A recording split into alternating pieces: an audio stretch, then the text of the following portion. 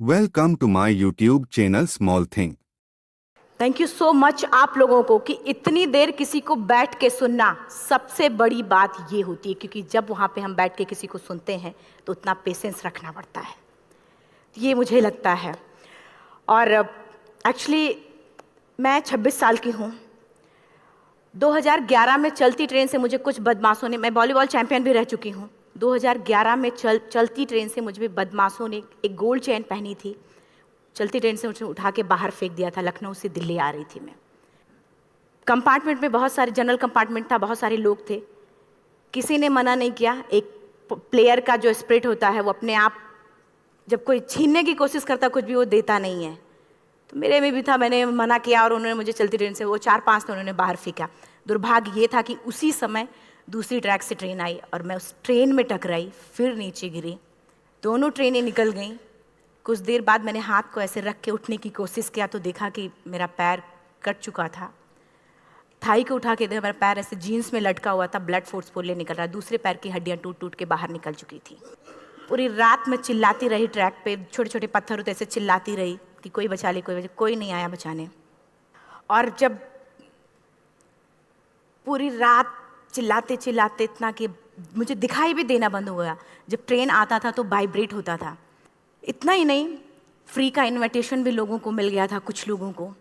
Track पे आपने train की ट्रैक पे छोटे छोटे चूहे देखे होंगे, मेरे कटे हुए पैर पे आग के मेरे पैर कुतर रहे थे।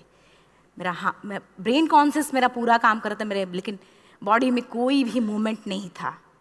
पूरे पल में वही चीज़ें सोच कि कैसे मैं अपने आप को कैसे बचा पाऊँ। लेकिन करीब पूरी रात ऐसे बीता। सुबह गांव वालों ने मुझे बरेली डिस्ट्रिक्ट हॉस्पिटल यूपी में है, वहाँ पे हुआ था ये। सुबह गांव वालों ने मुझे उठाया, डिस्ट्रिक्ट हॉस्पिटल ले जाके रखा, तो फार्मासिस्ट, डॉक्टर, सीएम, जितने लोग थे आपस में बातें कर रहे, अरे हमारे पास तो एनेस्थीसिया नहीं है, ब्लड नहीं है, इसका इलाज शुरू करें तो हम कैसे करें।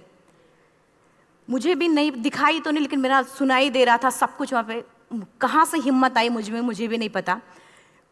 मैंने बोला वहाँ पे कि सर जब मेरा पूरा पैर कटा, तब मैंने इतनी देर रेलवे ट्रैक पे थी, मैं उस चीज़ को बर्दाश्त किया, तो अभी तो आप मेरे अच्छे के लिए मेरे पैर काटेंगे। शायद आपको यकीन नहीं होगा, या फिर कभी आप लोगों ने ये चीज़ नहीं देखी, कोई डॉक्टर या फार्मासिस्ट अपना ब्लड दे के किसी पेशेंट को बचाया। मेरी इस बात को सुनने के बाद वहाँ के डॉक्टर और फार्मासिस्ट दोनों ने 1-1 यूनिट ब्लड दिया और मेरे पैर को बिना एनेस्थीसिया अलग कर दिया गया। आज भी मैं उस दर्द को महसूस करती हूँ, जब भी मैं जब बोलती हूँ तब मैं वो चीज़ें महसूस करती हूँ। उसके बाद जब बात मीडिया में आई, लोगों को पता चला कि रिमा नेशनल प्लेयर है, KGMC king George medical college Lucknow में एडमिट करा, लखनऊ से फिर sport minister, AIIMS trauma centre Delhi. तब तक सब ठीक ठाक चल रहा था, प्लेयर होने की वजह से अच्छा ट्रीटमेंट मिलना शुरू हुआ। करीब 4 महीने मैं एम्स में रही। एम्स में रहने के बाद जब मैं थोड़ा ठीक हुई, करीब 25 दिन बाद जब ठीक हुई, न्यूज़पेपर में गोल गोल लिख के आ रहे कि अरुणिमा के पास टिकट नहीं था, अरुणिमा ट्रेन से कूद गई। उसका खंडन किया घर वालों ने, फिर बोला कि अरुणिमा सुसाइड करने गई थी। जिस लड़की का शरीर का एक अंग कट चुका, पूरी जिंदगी का पता नहीं कि व्हील चेयर है, बैसाखी या पता, यहाँ तक कि मेरे स्पाइन में 3 फ्रैक्चर था, मुझे ये भी नहीं पता था कि मैं बेड से उठ भी पाऊंगी कि नहीं। अंदाजा लगाया जा सकता, सिर्फ अंदाजा लगाया जा सकता है कि उसकी दिलो दिमाग पे क्या चल रहा होगा, उस परिवार की क्या स्थिति रही होगी, जब जिस परिवार की एक यंग एज लड़की का इस तरीके का सिचुएशन हुआ हो। फिर भी कहते हैं कि जहाँ चाह होती वहाँ राह मिली जाती है। एम्स के हॉस्पिटल के बेड पे मैंने डिसाइड किया, क्योंकि अपनी बातें हम चिल्ला चिल्ला के करें, वो सिस्टम की इतनी हाई लेवल की बातें हो रही थी कि हम एक मध्यम वर्गीय फैमिली से थे, हम अपनी बातें चिल्ला चिल्ला के कह रहे थे, लेकिन कोई नहीं सुन रहा था। लेकिन कहते हैं मैंने अपने दिल, दिमाग, अंतरात्मा से ये चीज़ सोच लिया कि ठीक है, आज आपका दिन है, जितना चाहो बोल लो, एक दिन तो मेरा दिन आने वाला, मैं प्रूफ कर दूंगी कि मैं क्या हूँ, मैं क्या थी, ये मैं प्रूफ कर दूंगी। हॉस्पिटल के बेड पे डिसाइड किया वॉलीबॉल नहीं, लाइफ का सबसे टफ गेम करना है, तब मैंने माउंटेनिंग चुना। जब मैंने माउंटेनिंग कहने और करने में बहुत फ़र्क होता है। जब मैंने माउंटेनिंग की बात सोची और लोगों के सामने, सबसे बड़ी चीज़ थी सही गाइडेंस में ट्रेनिंग लेना, दूसरा स्पॉन्सरशिप। इतना बड़ा एक साथ तो मैंने 40 से 50 लाख मैंने वाकई में कभी नहीं देखे थे पहले। मेरे लिए बहुत बड़ी चीज़ थी वो इकट्ठा कर पाना। जब मैंने लोगों के सामने रखा कि मैं माउंटेनिंग करना चाहती हूँ, एवरेस्ट के लिए मुझे ट्राई करना है, हर किसी ने मुझे बोला कि क्या है, पागल हो चुकी हो क्या, तुम्हारा दिमाग खराब हो चुका, तुम कभी नहीं कर सकती माउंटेनिंग। एक पैर आर्टिफिशियल है, दूसरे में रॉड है, और तुम्हारा दिमाग खराब है, स्पाइन में भी फ्रैक्चर है, तुम पागल होगे, चुपचाप कोई नौकरी करो, जीवन यापन करो। क्योंकि लोगों का सबसे बड़ा प्रॉब्लम ये होता, लोग फिजिकल देखते, पैरों को मेरी अंतरात्मा में क्या चल रहा था वो तो किसी को पता ही नहीं था। मुझे लगता है कि आज यहाँ पे मैं भी सुबह से देख रही हूँ, इतने अच्छी अच्छी चीजें मैंने सीखी यहाँ पे, बहुत बड़े बड़े स्पीकर को शायद आप लोगों ने भी आज मैं भी आपको यहाँ पे कि चाहे जितना मोटिवेट करूँ, चाहे जितना चीज़ें मैं बताऊँ, लेकिन मुझे लगता है सबसे बड़ा मोटिवेटर कौन होता, आप खुद। जिस दिन किसी भी लक्ष्य के प्रति आपकी अंतरात्मा जाग गई, आपको कोई नहीं रोक सकता उस लक्ष्य को पाने में। ये मैं किताब से बातें नहीं बोल रही हूँ, ये मैं एक एक पल मैंने मैं कोई भी किताब की बातें नहीं, एक एक पल आज जो मेरा 26 साल का एक्सपीरियंस है वो मैं बता रही हूँ सिर्फ आपको। उसके बाद किसी तरीके से मैनेज किया मैंने। भाई साहब, मेरा परिवार मेरा बैकबोन था। परिवार ने मुझे, भाई साहब ने मुझे कहा कि मैडम बछेंद्री पाल जिन्होंने 1984 में एवरेस्ट समिट किया, उनसे मिलते हैं, वो जरूर कुछ ना कुछ करेंगे। हॉस्पिटल से निकलने के बाद मेरे राइट लेग में स्टिचेस लगी थी। मैंने डायरेक्टली घर जाने की बजाय, जब लोग ये सोचते हैं कि मुझे अपना जीवन यापन कैसे करना है, जब लोग ये सोचते हैं कि मुझे अपनी ज़िंदगी के मेरे दिमाग में सिर्फ 2 चीज़ें चल रही थी, मुझे इनका जवाब कैसे देना है और एवरेस्ट समिट कैसे करना है। फर्स्ट तुरंत गए बछेंद्री मैम के पास। जब मिले, मैम ने फर्स्ट टाइम जब मुझे देखा तो उन्होंने कहा, अरुणिमा, उनकी आंखों में आंसू आ गए। उन्होंने बोला, अरुणिमा, तूने ऐसी हालात में एवरेस्ट जैसे दुरूह पहाड़ के बारे में सोचा तो तूने अपने अंदर तो एवरेस्ट फतह कर लिया, अब तो सिर्फ लोगों के लिए। मेरे परिवार को छोड़ के बाहर की पहली ऐसी महिला थी जिन्होंने मुझ पे भरोसा किया था कि हाँ अरुणिमा, तुम कर सकती हो। मेरे लिए वही बहुत बड़ी चीज़ थी। प्लानिंग भी कर ली, मैम भी मिल गई, सब हो गया। लेकिन जब उतरते हैं फील्ड में तब पता चलता कि हम क्या हैं। रोड हेड से मैं पहुंच गई। मैडम ने कहा कि ठीक है, तुम्हारे कहने, तुम्हारे सोचने से कुछ नहीं होगा, अरुणिमा प्रूफ करो कि कर सकती हो। मैंने कहा बस एक मौका चाहिए मुझे। वाकई में जब मैं माउंटेन में पहुंची, रोड हेड से बेस कैंप लोगों को 2 मिनट लगता था, मुझे 3-3 घंटे लगते थे, क्योंकि मेरे राइट लेग की हड्डियां भी नहीं जुड़ी थी। लेफ्ट मेरा आर्टिफिशियल लग चुका था, लेकिन स्टंप एकदम रेड, उसका मतलब घाव एकदम नए थे। मैं अगर पैर रखती थी तो मेरे पैर से जोर से अगर दबा देती तो पैर से मेरे ब्लड आने लगता था। सारे लोग नॉर्मल थे वहाँ पे। हर कोई ये बोलता कि एक पीक के लिए जाते थे तो हर कोई मुझे ये बोलता कि अरुणिमा, तुम धीरे धीरे आओ। मेरे दिमाग में हर बार यही बात चलती थी कि क्या है, मैंने एवरेस्ट का प्लान किया, मैं इनके बराबर भी नहीं चल पा रही हूँ। खुद से संकल्प लिया कि कोई बात नहीं, एक दिन ऐसा आएगा कि मैं इनसे पहले जाऊँगी। और आपको शायद यकीन ना हो, आने वाले 8 महीने बाद पूरा का पूरा वेट उठा के बेस कैंप से साथ निकलते और टॉप पे पहले पहुंचते। ऐसे करके देखते थे कि अरे ये लोग तो पीछे। खुशी होती थी। उससे भी ज़्यादा मुझे खुशी तब होना शुरू हुआ जब वो सारे लोग आके मुझसे ये पूछते, मैडम खाते क्या हो, बता दो। पैर नहीं है फिर भी कैसे चलते हो। उसके बाद पूरा मुझे स्पॉन्सरशिप मिला। मैं जब एवरेस्ट के लिए गई, मेरे लिए सबसे बड़ा, एवरेस्ट की जर्नी में मेरे सबसे बड़ा चैलेंज यही था कि दूसरे को समझा पाना। मैं नहीं समझा पाती कि भाई मैं कर सकती हूँ। जब मैं एवरेस्ट के लिए गई, शेरपा को जब ये बात पता चला कि मेरा प्रोस्थेटिक लेग है, आर्टिफिशियल लेग है, दूसरे में रॉड, बोला नहीं ले जा सकता, इसकी वजह से तो मेरी भी जान जाएगी। मैडम ने, हमने सबने कन्विंस किया किसी तरीके से। मन वाकई में जो टीवी में हम और उसमें फोटोज़ में देखते हैं, ब्लू और ग्रीन आइस, हिला देने वाला होता। जितना सुंदर दिखता उतना ही हिला देने वाला होता। जब मैं हमारे ग्रुप में 6 लोग थे, रॉकी एरिया तक मैं सबसे पहले थी, लेकिन जैसे ही मैं ग्रीन और ब्लू आइस में गई, मेरा आर्टिफिशियल लेग स्लिप कर जाता था। फ्रंट पॉइंटिंग से, जब मैं फ्रंट क्रैम्पोन से फ्रंट पॉइंटिंग मारती थी, लेफ्ट से पेन होता था तब भी करते, लेकिन आर्टिफिशियल जैसे फ्रंट पॉइंटिंग मूव हो जाता, मेरा पैर ही मूव हो जाता था। शेरपा मुझे बोला नहीं हो सकता अरुणिमा, जबरदस्ती मत करो। मैंने कहा कुछ नहीं, ये मेरा पैर है, मैं जानती हूँ कैसे चलेगा। फाइनली 1, 2 बार, 3 बार करने, 4 बार, 5 बार होल हो जाता था। आइस थोड़ा टूट के निकलता था तो मैं वहाँ पैर रख के जाती थी। कैंप 3 तक ठीक था, प्रॉपर एक्लेमेटाइज किया अपने आप। कैंप 3 तक जनरली गए। बात जब कैंप 3 के ऊपर की होती है, साउथ कोल समिट, अच्छे माउंटेनियर, अच्छे दिलेर के हौसले धरे के धरे तब रह जाते हैं जब अपनी आंखों के सामने किसी को मरता देखता है। और दिमाग में बात, जब जिसको डिसीजन मेकिंग, और जब दिमाग में बातें जब ये आने लगती हैं कि अरे जिस चीज़ के लिए हम जा रहे हैं उसी चीज़ के लिए आदमी मर रहा है, इसी चीज़ के लोग लिए मर चुके हैं। रात में क्लाइंबिंग, ज़्यादा से ज़्यादा माउंटेनिंग रात में की जाती है क्योंकि वेदर शांत होता है। जब मैं रात में निकली साउथ कोल से, कैंप 4 से, मेरी हेडलाइट जिधर ही हेडलाइट जा रही थी उधर ही डेड बॉडीज़ मुझे नज़र आ रही थी। मेरे रोंगटे खड़े हो रहे थे, मुझे समझ में नहीं आ रहा था कि मैं करूं तो क्या करूं। इतना ही नहीं, मैं जिस रोप में थी उसी रोप में जब मैं आगे जा रही हूं और एक बांग्लादेशी, उनका हाथ हल्का हल्का ऐसे हिल रहा, मुंह से आवाज़ आ रही थी। मैं एक्सप्लेन नहीं कर सकती मुझे कितना डर लग रहा था। बार बार ये बार बार मन में आती, इसका ऑक्सीजन खत्म हुआ है, ये मर चुका है लास्ट सिचुएशन में, और हम कुछ नहीं कर पा रहे हैं, क्या करें। उसके बाद मैंने 10 से 15 मिनट सिर्फ मैं वहाँ खड़ी रही। मैंने सिर्फ इतना बोला कि अगर आप सभी में से सभी ने एवरेस्ट सबमिट कर लिया तब तो ठीक है, अगर नहीं सबमिट किया है मैं सबके लिए एवरेस्ट सबमिट करूँगी और जिंदा वापस जाऊँगी। क्योंकि जैसा हम सोचते हैं हमारी बॉडी उसी तरीके से जनरेट करना शुरू करती है। मैंने डेड बॉडी, क्योंकि जा ही नहीं सकते थे किनारे से, उसी रोप में वो एंकर है, डेड बॉडी को लांगी और लांग के जाना शुरू किया। हिलेरी स्टेप साउथ समिट के करीब जब मैं खुद पहुंची, मेरे शेरपा ने एक जोर से झटका मुझे दिया कि अरुणिमा वापस चलो, तुम्हारा ऑक्सीजन खत्म हो रहा है। हिलेरी स्टेप के बाद एवरेस्ट समिट है, थोड़ा चलने के बाद एवरेस्ट समिट है। अगर कोई आपसे ये बोले, आप अपने टारगेट के इतने करीब हो, अगर कोई आपसे ये बोले कि अरुणिमा वापस चलो, कैसा लगता है? मैंने भी यही बोला, सर क्या बोल रहे हो आप, मैं नहीं जाऊंगी वापस। बोला अरुणिमा जिंदगी रही, दोबारा ट्राई करना और एवरेस्ट समिट हो जाएगा दोबारा तुम्हारा। मैंने कहा नहीं, ये आप जिंदगी में गोल्ड चांस बार बार नहीं आते, लाइफ में कभी कभी आता है, ये आपके ऊपर आता, आप उसको पकड़ के रखते हो या फिर छोड़ देते हो। मैं अपना गोल्ड चांस कभी नहीं, क्योंकि मैं जानती थी मुझे स्पॉन्सरशिप बहुत मुश्किल से मिला, एक बार अगर मैं छोड़ देती दोबारा मुझे कभी नहीं मिलता।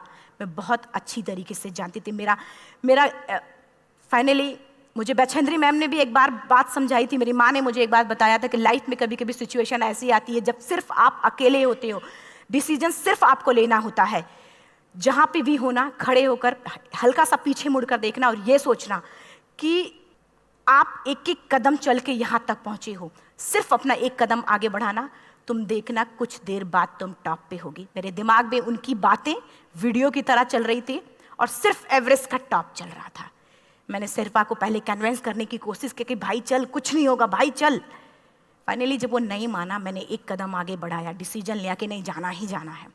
आगे बढ़े, करीब 1 से 1.5 घंटे बाद मैं टॉप पे थी। और इतना ही नहीं, आज भी मैं जितनी बार बोलती हूँ उतनी बार मैं महसूस करती हूँ, मेरे रोंगटे खड़े हो जाते हैं, मेरा दोनों हाथ ऊपर करके जोर जोर चिल्लाने का मन कर रहा, कितनी जोर से चिल्लाऊं कि सबको बता दूं कि आज मैं टॉप ऑफ द वर्ल्ड पे हूं। उन लोगों को बता दूं जो लोग ये सोचते हैं, लड़की, दूसरे विकलांग, तीसरे मिडिल क्लास में, जो लोग एक बार हार के फिर दोबारा लड़ना नहीं चाहते, जो लोग हारने के बाद सोचते हैं कि हम दोबारा कुछ कर नहीं सकते, उन लोगों को मैं चिल्ला चिल्ला के टॉप से बताना चाहती थी कि नहीं, आप सब कुछ कर सकते हो। सिर्फ एक सोच की विकलांगता, हैंडीकैप आदमी यहाँ से होता है, यहाँ से नहीं। अगर यहाँ से जो आदमी विकलांग है तो नॉर्मल आदमी भी विकलांग है, जो अगर यहाँ से विकलांग है। चिल्ला चिल्ला के मैं बताना चाहती थी।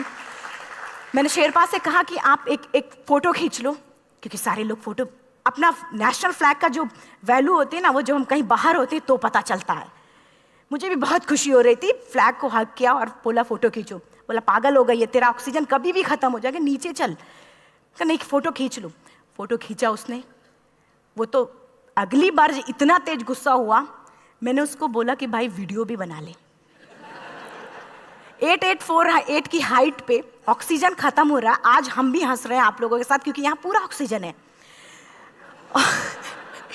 और 8848 की हाइट पे जब मुझे शेरपा, कोई भी शेरपा को बोलेगा भाई वीडियो बना, तो परेशान हो जाएगा, पागल हो चुकी कि तुम मर जाए, यहाँ मैं जा रहा हूँ नीचे।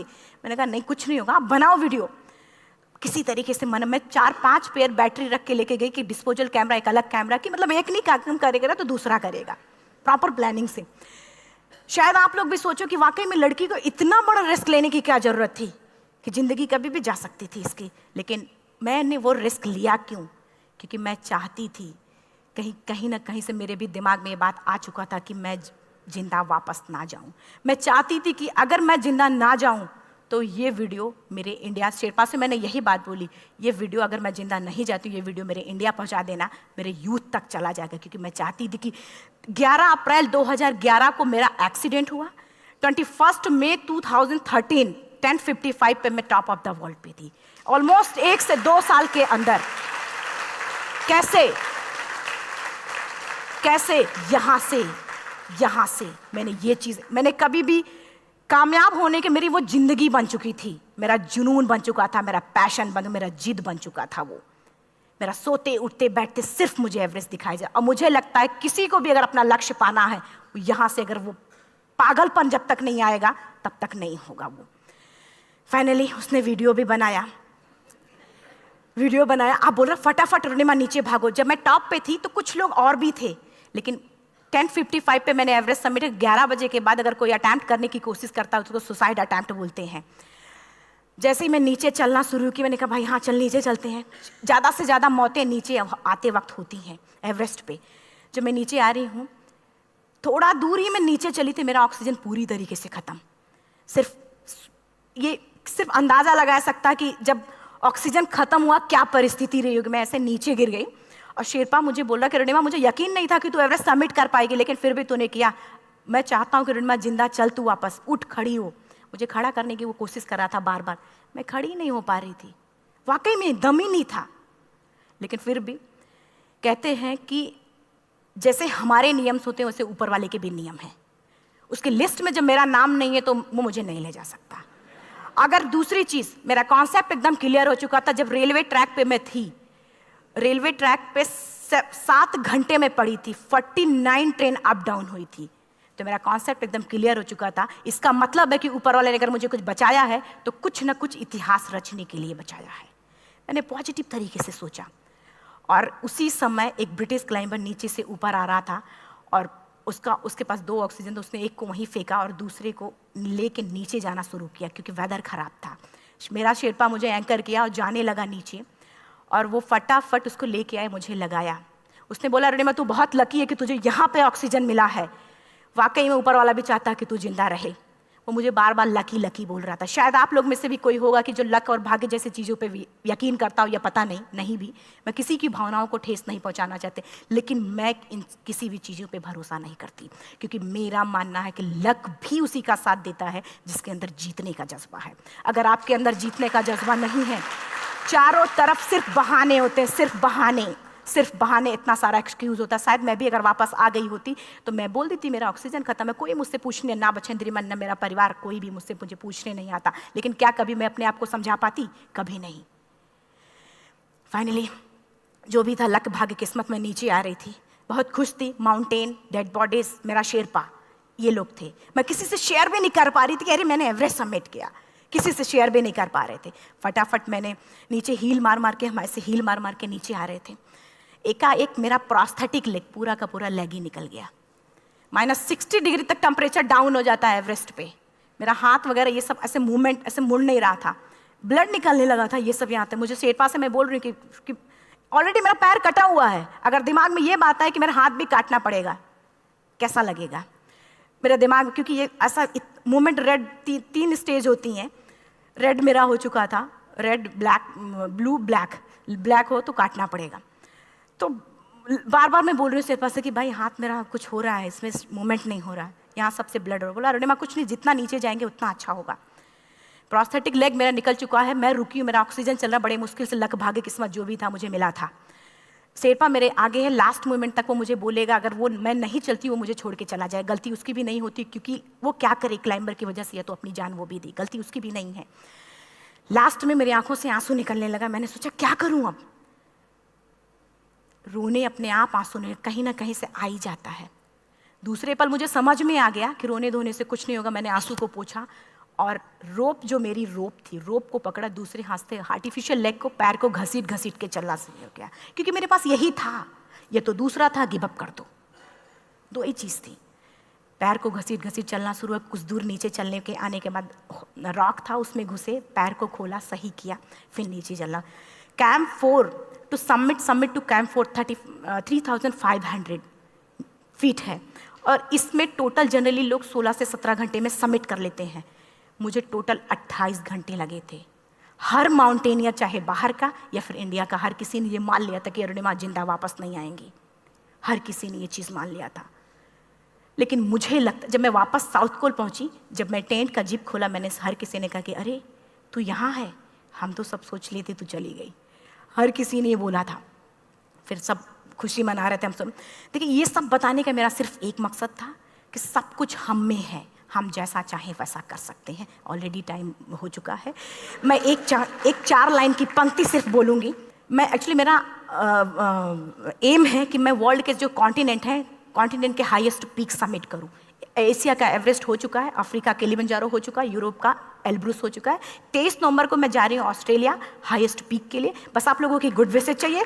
और 4 लाइन, अभी तो इस बाज की असली उड़ान बाकी है, अभी तो इस बाज की असली उड़ान बाकी है, अभी तो इस परिंदे का इम्तहान बाकी है, अभी अभी मैंने लांघा है समुद्रों को, अभी तो पूरा आसमान बाकी है। Thank you so much. Thank you. Thank you for watching a video.